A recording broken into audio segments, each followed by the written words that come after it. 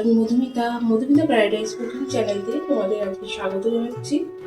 কচুরলতির সাথে আজকে আমি তোমাদের করে দেখাবো চিংড়ি মাছ দিয়ে কচুরলতি রান্না।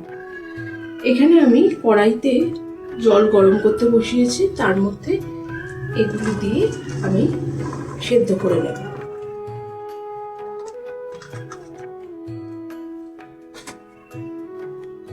আর তার মধ্যেই দেব আমি পাকা তেঁতুল। যদি গলা ধরার ব্যাপার থাকে সেটির সেফটির জন্যই আমি এর মধ্যে পাকা তেঁতুলটা দিলাম, দিয়ে এটি আমি ভাপিয়ে নেব।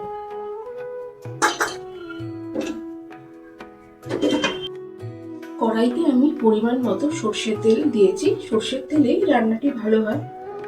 আর এখানে আমি চিংড়ি মাছ ধুয়ে নুন হলুদ মাখিয়ে রেখে দিয়েছি। এবার এই চিংড়ি মাছগুলো ভেজে নেব।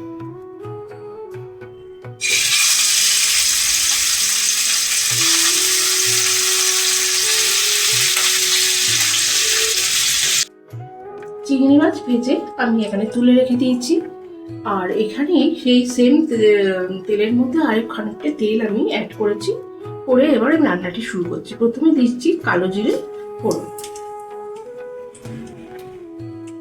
আর একটি শুকনো লঙ্কা ফাটিয়ে নিয়েছি সেটি দিয়ে দিলাম। এখানে আমি রেখেছি এই 4 কোয়া রসুন আর 2টি কাঁচা লঙ্কা ভালোভাবে থেতো করে নিয়েছি, সেটি এবার আমি এর মধ্যে দিয়ে দেব। তারপরে এই সেদ্ধ করে রাখা কচুরলতিটা আমি এর মধ্যে মিশিয়ে দিলাম।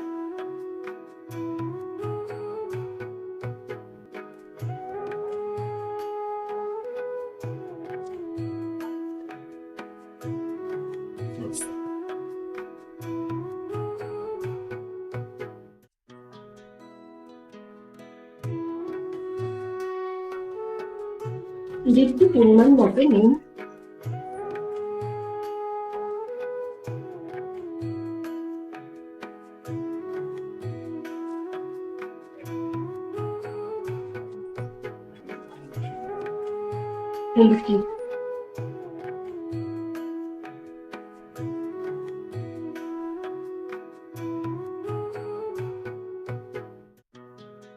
লাল লঙ্কা দিয়ে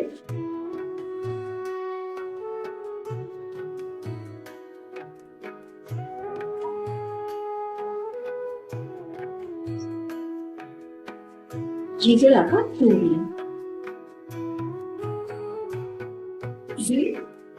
এটি খাইছি পাতা দিয়ে নেব।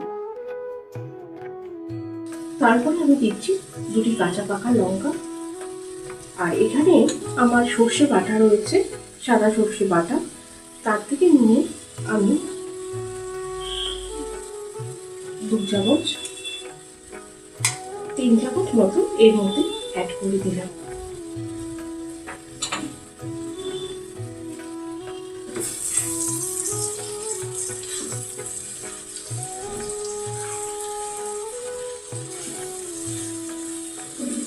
দেখো দেখতে কত সুন্দর হয়েছে রান্নাটি।